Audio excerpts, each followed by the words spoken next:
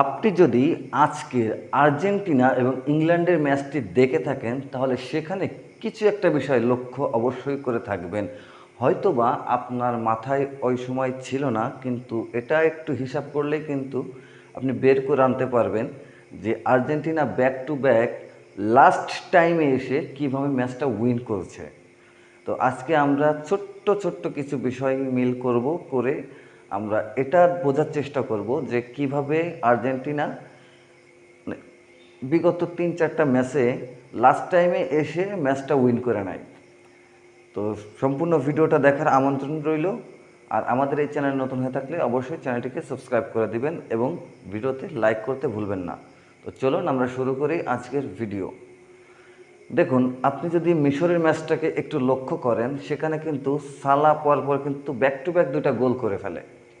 অর্থাৎ Egypt back to back 2টা গোল করে ফেলে। সেখান থেকে আর্জেন্টিনাকে কামব্যাক করা এটা অনেকটা কষ্টসাধ্য ছিল। মানে এক হিসেবে এটা আমার মনে হয় বাংলাদেশে 99% মানুষ ধরে নিয়েছিল আর্জেন্টিনা বাদ পড়ে যাবে এই বিশ্বকাপ থেকে। কিন্তু ম্যাজিকটা তো আসলে তখনই শুরু হলো। তখন দেখেন স্কালোনির মাস্টার প্ল্যান কীভাবে কাজ করে। তখন সে নামালো কাকে? লাউতারো মার্টিনেজকে কিন্তু মাঠে নামিয়ে দিল এবং লাউতারো মার্টিনেজকে নামানোর সঙ্গে সঙ্গে কিন্তু 1 থেকে 2 মিনিটের ভিতরে একটি গোল হয়ে গেল লাউতারোর হেডটা থেকে। এরপরে কিন্তু আরও 2টা গোল হয়। এখানে মেসির একটা গোল থাকে, আরেকটা প্লেয়ারের একটা গোল থাকে। মানে এরা 12 থেকে 13 মিনিটের ভিতরে 3-3টা গোল দিয়ে এরা ম্যাচটা উইন করে নেয়। আচ্ছা, এরপরে আসেন সুইজারল্যান্ডের সাথে, সেম কাহিনী ভাই। সুইজারল্যান্ডের সাথেও এরা ম্যাচটা যা একটু আগেই জিতেছে। তো সেখানেও কিন্তু লাউতারো মার্টিনেজকে নামানোর পরেই ম্যাচটা উইন হয়। তো যারা বলে যে আসলে আর্জেন্টিনার মেসি ছাড়া গতি নাই, ভাই এটা সম্পূর্ণ একটা বাজে কথা। তার কারণ হচ্ছে কি, আপনি কাকে আটকাবেন? আপনি মেসিকে আটকাবেন? আপনি মেসিকে আটকালে লাউতারো মার্টিনেজ গোল করবে এবং লাউতারোকে আটকাবেন, ফার্নান্দেজ গোল করবে। ফার্নান্দেজকে গোল রুখবেন, স্নেসি সেনেসি গোল করবে।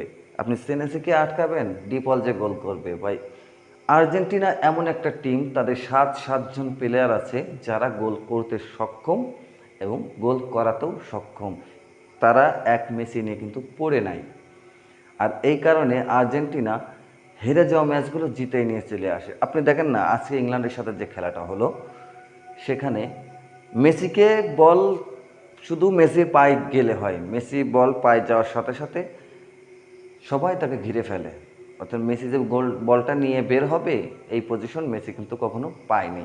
তবে হ্যাঁ, মেসির অ্যাসিস্ট ছিল, যে কারণে লাউতারো মার্টিনেজ গোলটা করতে পেরেছে এবং ডি বক্সের বাইরে থেকে শট দিয়ে সে গোলটা করে, তাই না? তো